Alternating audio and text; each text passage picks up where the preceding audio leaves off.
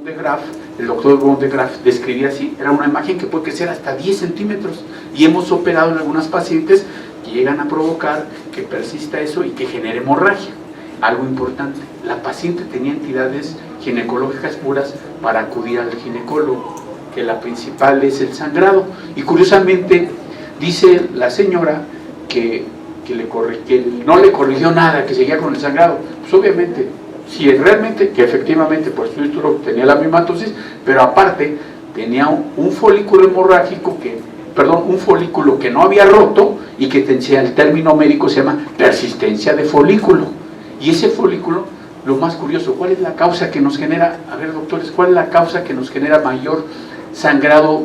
El término antiguo, anormal, que se llamaba antiguamente disfuncional, lo está diciendo la palabra, un proceso en el proceso fisiológico que estaba alterado. ¿Cuál es lo que nos genera más sangrado irregular a ustedes, a las doctoras? ¿Cuál es? No. El proceso fisiológico, lo que se llama fisiológico. La novulación. La novulación les va a generar a ustedes un sinnúmero de procesos de irregularidades menstruales, que probablemente lo tenía también, aunado con la miomatosis. Y aquí viene algo importante, y quiero comentar esto. Dice, en el estudio que me comentaba la doctora, que dice fase transformante. Ni la menor idea de decir que es una fase transformante en el estudio colposcópico que hicieron y que dicen todavía que hicieron de base líquida. Doctores, uno de nuestros grandes conflictos que tenemos en nuestro país es que no se realiza la citología exfoliativa. Mientras se reúnen las características específicas de tener células endocervicales, células citocervicales, moco y tejido metaplásico, estamos diciendo que es una muestra apropiada, sea de la base, que sea de líquida, con papel, con hisopo. Si reunimos las características especiales, vamos a tener una mayor sensibilidad en cuanto al diagnóstico del estudio de la citología. Y aquí quiero mencionar que ponen hidrosonografía, vaginosonografía, con que se haga un especialista estos estudios, un ultrasonido transabdominal y un ultrasonido endovaginal, gente especializada, olvídense de lo demás, con que lo haga gente especializada en esto, obviamente que les va a ir perfectamente bien. Y aquí ponen otra cosa interesante, dicen, los tumores uterinos. En todas las pacientes que nosotros operemos, acuérdense, doctores, que la principal causa de indicación de cirugía en todos los centros hospitalarios, privados, institucionales, son las cirugías ginecológicas, y de ellas la histerectomía y la cesárea, de aspecto ginecológico y de aspecto obstétrico, son de lo que se realiza más frecuentemente. Y hay una asociación muy importante en cuanto a la endometriosis con la adenomiosis, con la miomatosis, y esta paciente tenía todo. Aquí quiero mencionar que ponen que el cistoadenoma tiene un riesgo de cáncer. No es cierto. El cistoadenoma es un cistoadenoma. Cuando se llama cistoadenocarcinoma ya es cancerígeno. Los tumores ováricos se dividen de manera así sencilla, de acuerdo a la clasificación histogenética: epiteliales, germinales, del estroma gonadal y de los cordones sexuales, mesenquimatosos y secundarios. Y el más común es el epitelial, de los epitelios telómicos. Y obviamente el doctor pensó, no quiero justificar, que tenía un cistoadenoma, que no tenemos algo importante, el respaldo del aspecto del expediente clínico. Lo importante, la trascendencia, nuestra manera de defendernos, los médicos, es con el expediente. Que nosotros escribamos, el doctor, ¿qué le pasó cuando hizo la primera cirugía? No describe nada. Lo importante hubiera descrito, tiene un tumor de tales características, de tales dimensiones, pesa tanto, mide tanto, está de tal color, todo. ¿Tiene líquido, no tiene líquido? Eso fue quizá el error del doctor. En cuanto a la realización del procedimiento de la cuña del ovario, fue apropiada. Pero el reporte resulta que reportó otra cosa, que obviamente será lo recomendable. Si una paciente tiene un cistoadenoma, no se hace cuña de ovario, se hace una resección, pero porque ya uno lo ve, y depende mucho también la parte de la experiencia clínica que tenga ese doctor. Desconozco la experiencia clínica, desconozco si es ginecólogo, desconozco si haya operado ese tipo de tumores.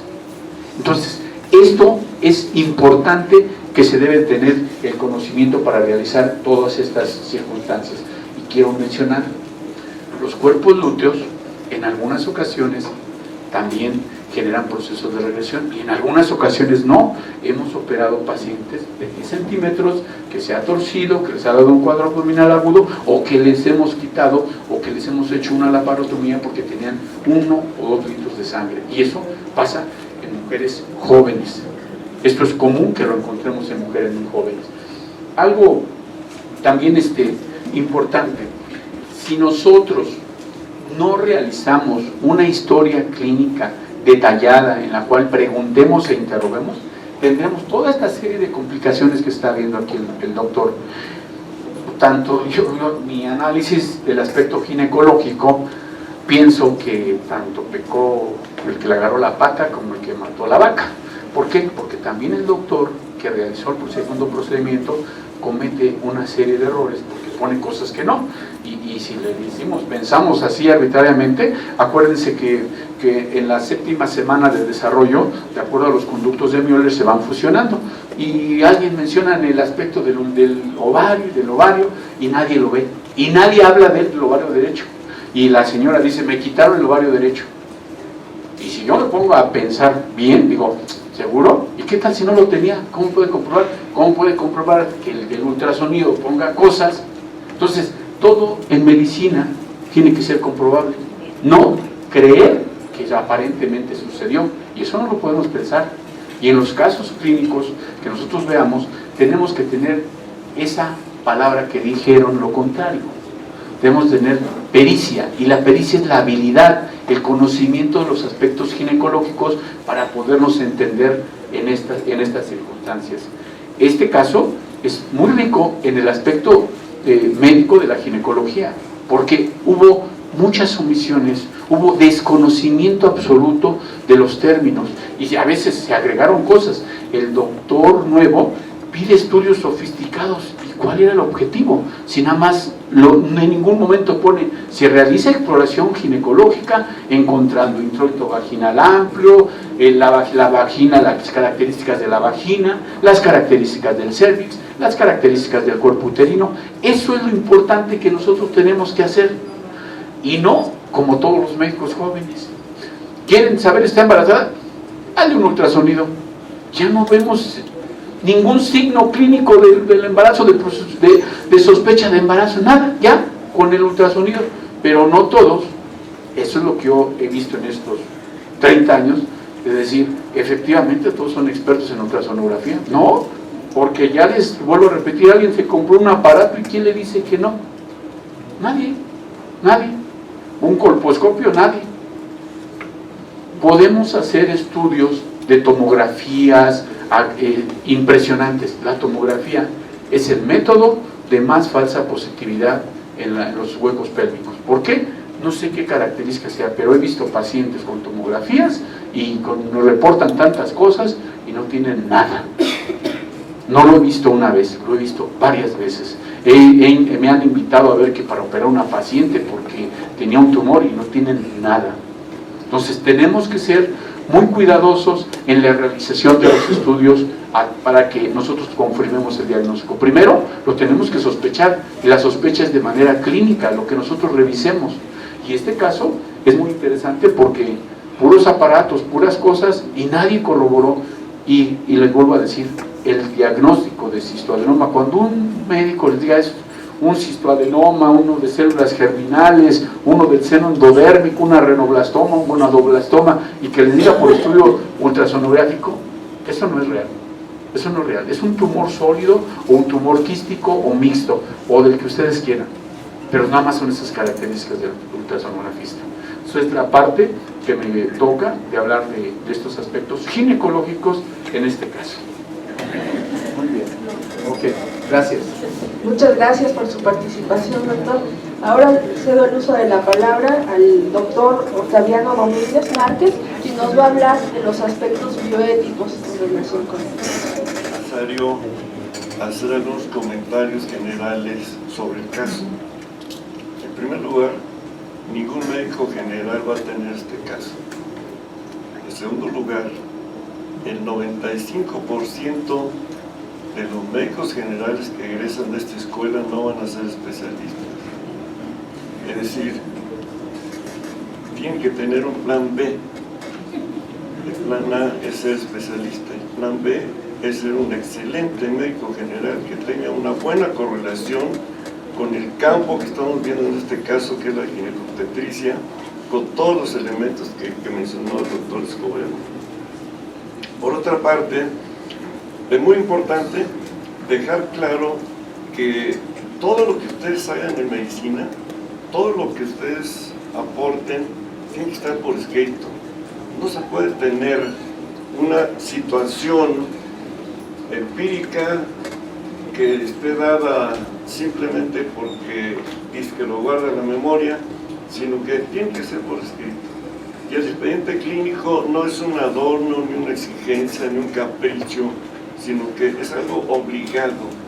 Es decir, y tenemos que hacernos de esa obligación. La bioética tiene una conurbación con lo legal. Lo que mencionó el doctor Navarro especialmente, no es algo que nos va a perseguir, es algo que ustedes tienen que tener en mente todos los días. Cualquier acción que ustedes realicen desde el punto de vista médico tendrá que estar dado a través, como se mencionó, en alguna evidencia, ¿verdad? Porque, por ejemplo, algo muy sencillo de este caso, consultas telefónicas no deben ser, de ninguna manera deben ser. ¿Por qué? Porque lo único que garantiza la atención eficiente del médico es ver al paciente, tocarlo, examinarlo, preguntarle, etc. Pero las consultas telefónicas son peligrosas, son gravosas, son difíciles, impredecibles. Una cosa es lo que el paciente nos está diciendo y otra cosa es lo que nosotros vamos a interpretar como médicos. Y esto no se toma en cuenta.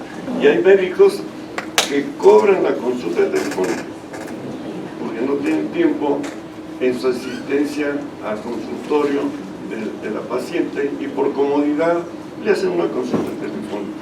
Pero hay muchos puntos en este caso que tienen que ver con la ética, con la que finalmente el fondo, es decir, lo que está atrás de toda la acción médica es la ética.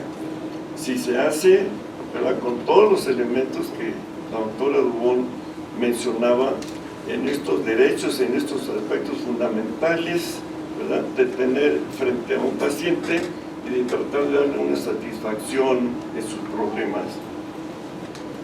Por una parte, esto de la autonomía que mencionó y recalcó a través del consentimiento informado, consentimiento bajo información, lo más importante del consentimiento bajo información es, primero, que no se omita y segundo, que quede claro. Pero ¿cómo conseguir esta claridad? De manera así, pero insoslayable, que el paciente reformule lo que ustedes le dijeron o lo que está escrito en un formato. Si eso no se da hasta la instrucción del médico, tienen que repetirlo y tienen que explicarlo cuantas veces sea. Ustedes llevan un tema que se llama interculturalidad, y la interculturalidad, bueno, está dada a la vuelta de la esquina. Todos tenemos un patrón cultural diferente en la forma de hablar, los valores, los hábitos, las costumbres, etc. Y los pacientes nos van a decir algo que nosotros tenemos que interpretar desde el punto de vista médico. Por lo tanto, el consentimiento informado, que tiene un altísimo valor jurídico, si ustedes no lo consiguen prácticamente para cualquier procedimiento, ¿verdad?, están en un riesgo, porque cualquier procedimiento puede complicarse. Hasta, vamos a decirlo así muy comúnmente, una inyección mal puesta que le va a producir a una chica en edad de lucir su bikini y que le va a dejar un cráter como consecuencia del absceso que se hace por esa inyección, va a tener una consecuencia de demanda muy grave. Pero estos son los detalles que no están dados, ¿verdad?, en la práctica médica, con toda la repercusión que se debe de tener, que se debe tener en juicio. Yo les comento todo esto que es muy complicado de resumir, pero les diría, un caso personal. Me dice una amiga psicóloga: oye, ¿no quieres ver a mi hermano que es médico? Tiene un problema ético legal, pero así como diciendo, qué fastidio, ¿no? Pero está demandado. Y entonces le pedí verlo, nos entrevistamos y le pregunté, ¿cuál es el problema? Me dijo, pues sucede que operé a un adulto, un señor, le hice una hernioplastia, ¿vale? ¿Y qué sucedió? ¿Tuvo una recidiva? No. ¿Tiene dolor, ardor igual? No. ¿Tiene alguna otra consecuencia? No. Entonces, ¿cuál es el problema? Me dijo, es que yo soy veterinario. Esta usurpación de funciones que mencionaba el doctor Navarro, ¿verdad?, no es así tan polar como ser veterinario y ver humanos, pero sí se da en esa situación de querer ser especialista y no serlo, ¿verdad?, o sencillamente querer ser médico y no serlo. Ustedes se van a graduar oficialmente, ¿verdad?, si en el remoto caso que eso suceda, ¿verdad?, tendrán ustedes todas las opciones y oportunidades para ser especialistas si quieren, pero no a través de lo que esta escuela les ofrece como un propedéutico de la especialidad. Aquí no se da propedéuticos para la especialidad. Las especialidades son necesarias, pero es más necesaria y más importante la medicina general. Los hospitales deberían de estar casi vacíos por un buen médico general, que no tendría que estar enviando casos problemáticos, ¿verdad?, que podían haber sido prevenidos, diagnosticados eficientemente, como mencionaba el doctor Escobedo, con toda esa metodología que con toda claridad explicó. Este caso en donde se está identificando las fallas del médico y la principal que se nota en negligencia. La negligencia es algo complejo, es algo difícil. Así como irnos al fondo del caso, siendo así más humanistas, todas las fallas que se le adjudican al médico y que cayó en negligencia.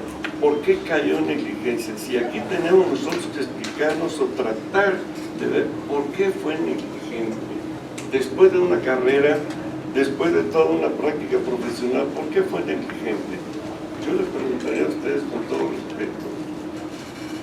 La negligencia es el que no hace lo que sabe que debe hacer. Lo explicó muy bien la doctora Dubón. Sí. ¿Por qué los estudiantes de medicina no son de 9 y 10? Todos. Porque todos aprobaron un examen para poder entrar a la escuela. Tienen un coeficiente intelectual perfectamente reconocido, pero además alcanzaron a llegar aquí después de atravesar varios ejes viales sin que los plancharan. Llegaron. Sí. Es decir, tienen una capacidad intelectual, saben estudiar. ¿Por qué no son de 9 y 10 por negligencia? Pregúnteselo y contéstense. No es fácil así ser negligente. Tiene que haber, ¿verdad?, algunas justificaciones causales, explicativas, ¿verdad?, para decir que alguien es negligente. Este médico del caso, ¿verdad?, que nos ocupa, debe haber tenido algunos problemas serios profesionales, personales, ¿verdad?, que lo hicieron caer en tantas omisiones. El número uno es no tener un expediente clínico. Es decir, es como la A. Fallar en eso, ¿verdad?, es como un primer eslabón, ¿verdad?, que se va a encadenar de toda una serie de consecuencias. Y luego a veces cuando estamos ejerciendo, creemos, ¿verdad?, que no hacer una práctica rutinaria común, ¿verdad?, que esté por escrito, creemos que no va a pasar nada y lo omitimos y lo dejamos pasar, y el caso que menos pensamos, ahí nos va a brincar la tierra. Es decir, porque así es la medicina, donde menos pensamos, ahí puede haber un problema. Nuestra ética es exigente, y es exigente hasta los aspectos y los términos que nosotros usemos, el manejo con el paciente, la presentación, y una pregunta finalmente para todos. Cuando estén a punto de presentar su examen profesional y terminar su servicio social, pregúntense si realmente quieren ser médicos. Todavía están a punto de no ser una amenaza social. Están a punto, ¿verdad?, de ser genuinos y leales consigo mismos. Porque ustedes han escuchado el nombre de Luis Enrique Erro, donde está el planetario Luis Enrique Erro. Bueno, Luis Enrique Erro, su padre le exigió y le pidió que tuviera un título de médico. Ya no le gustaba la medicina y estudió medicina. Tuvo su título y se lo entregó a su papá y le dijo: ahora yo voy a hacer lo que yo quiero. Astrónomo, tan brillante que hasta una estrella lleva su nombre. Es decir, si al final ustedes, con este caso que estamos viendo, ven ustedes estos aspectos de negligencia, de cumplimiento, de situaciones exigibles, y creen ustedes que realmente no van a poder ni entender al paciente, ni entender los procedimientos, bueno, están a tiempo, ¿verdad? Y para nadie va a ser ni un pecado, falta, delito, ¿verdad?, que se arrepientan a tiempo. Esta es una llamada. Cada caso clínico en donde vemos las verdades de nuestros errores, ¿verdad?, es para que nuestra conciencia, que es implacable, nos diga si debemos ser médicos o no. Quiero agradecer al panel de expertos su participación. Sí. A ver, a los estados que están participando: Sinaloa, Cancún, Oaxaca. Preguntas, Nayarit. Ajá. Entonces, Culiacán y Cancún. Preguntas.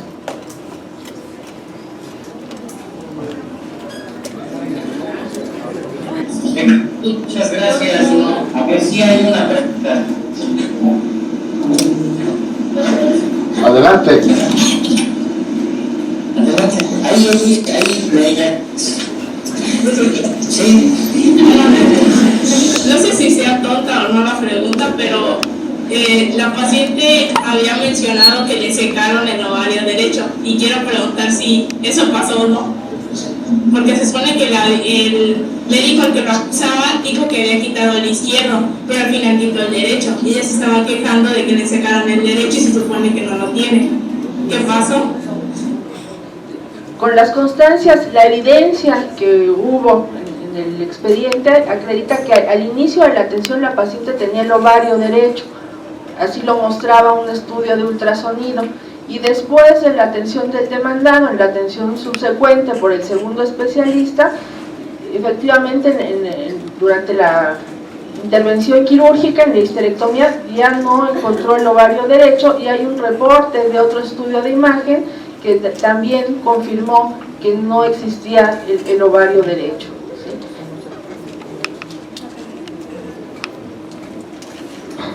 Otra pregunta más, o si quedó esperado. Bueno, ¿sí? Bueno, ¿ya no tienen más preguntas? ¿Ya no? ¿Ya no? A ver, Cancún. Sí, adelante. La persona que está hasta atrás.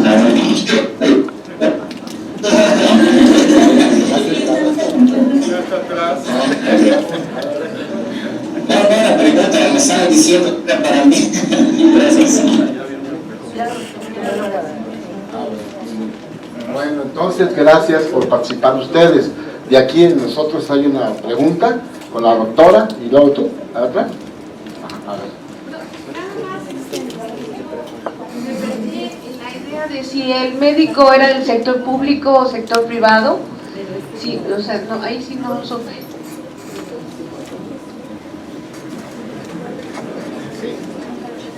El demandado fue un ginecobstetra privado, brindó la atención del medio privado. ¿Quieres preguntar? ¿Alguien por ahí quería preguntar? Adelante, más contigo. A ver, ¿qué quieres? Acérquense, por favor. Buenos días. Bueno, mi única duda es de que cuando surgen problemas en el ejercicio de la medicina, ¿qué es lo ideal que tiene que hacer un médico? Porque, por ejemplo, nosotros en el ámbito de la medicina pues hay especialistas. En el ámbito del derecho, mi duda es si hay un especialista que resuelva estos casos, o que hay alguien capacitado para defender al médico, o puede ser cualquier persona que ejerza el derecho. No, deben ser abogados que tengan conocimiento en derecho sanitario, ¿sí? Porque si no perjudican al médico, ¿sí? Entonces tienen que conocer los aspectos específicos en la materia. Ahora, ¿qué nos deja todo este caso de enseñanza? Ustedes que están estudiando, hacer las cosas bien, no hacer medicina defensiva, no llenar un expediente médico para poder afrontar una demanda, sino hacerlo como surgió el expediente clínico, ¿sí? Por atender debidamente al paciente, porque quede plasmado todos los procedimientos que se van haciendo. Esta es una recomendación que les puedo dar, que no se olviden de la clínica, porque ahora se habla de los médicos ojalateros, no sé si han escuchado el término, porque llega el paciente con dolor abdominal y le dice, mira, te voy a dar butildiosina porque ojalá y tengas colitis, ¿no? Te voy a dar ranitidina porque ojalá y tengas gastritis. Entonces, acuérdense, tenemos que contemplar la clínica, explorar a los pacientes y de esta forma ir haciendo todo nuestro razonamiento, siempre valorando el riesgo-beneficio. Pues, ¿Alguien más de aquí de los presentes? Hola, buenas tardes. Una pregunta, ¿hay alguien que cuestione los estudios de imagen? En este caso, el primer estudio mencionan que hay dos ovarios, ¿no?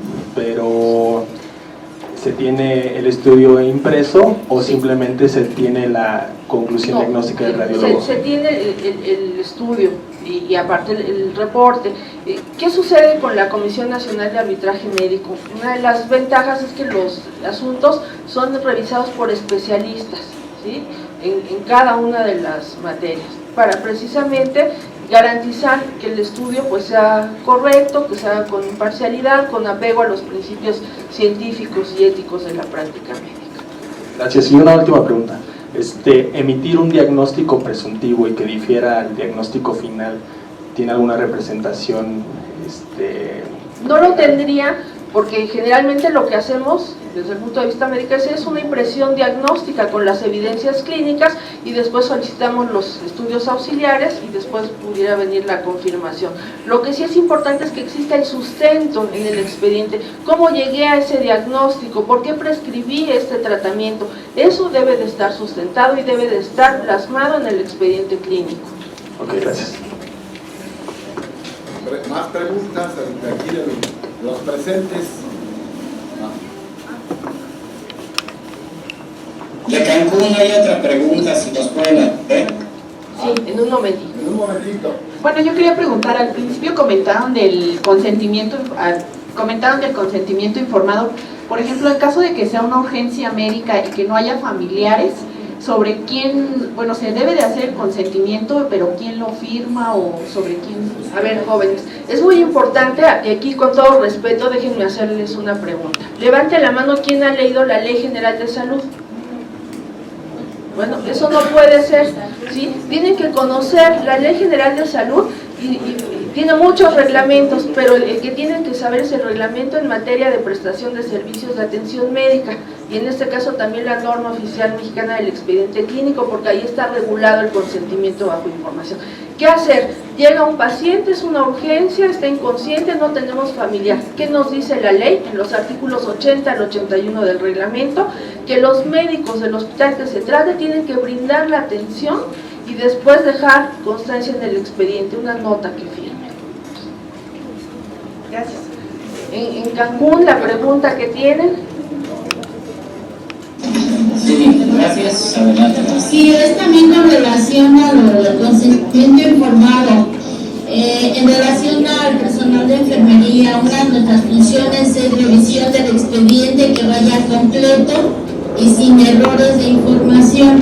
¿Qué pasó con la enfermera que debió haber verificado en la firma del consentimiento informado de la paciente? Bien, en este caso el demandado fue el ginecobstetra y quien estaba obligado a brindar la información y a obtener la autorización, el consentimiento de la paciente era el ginecobstetra. Adicionalmente, bueno, tendríamos que ver si en el hospital donde se brindó la atención, cuáles son los procedimientos que tienen precisamente para ir corroborando que los médicos cumplan con este deber de informar. ¿Tienen alguna otra pregunta? No. Y aquí ya no hay nadie más, ¿verdad? Bien, pues nada más. El doctor, vamos. Gracias. Buenas tardes a todos. Una disculpa por apenas incorporarme. Teníamos algunas actividades. Gracias, doctor. Doctora María del Carmen Dubón Peniche, gracias por coordinar este caso clínico. Pues únicamente agradecerle su participación. Únicamente me queda agradecerle su participación en este ejercicio de integración, que como ven, pues no es únicamente tener los conocimientos teóricos de los padecimientos, sino también saber los procesos de cómo conducirse para no meterse en problemas legales. Agradecemos a todos los profesores que estuvieron aquí en la coordinación del caso clínico.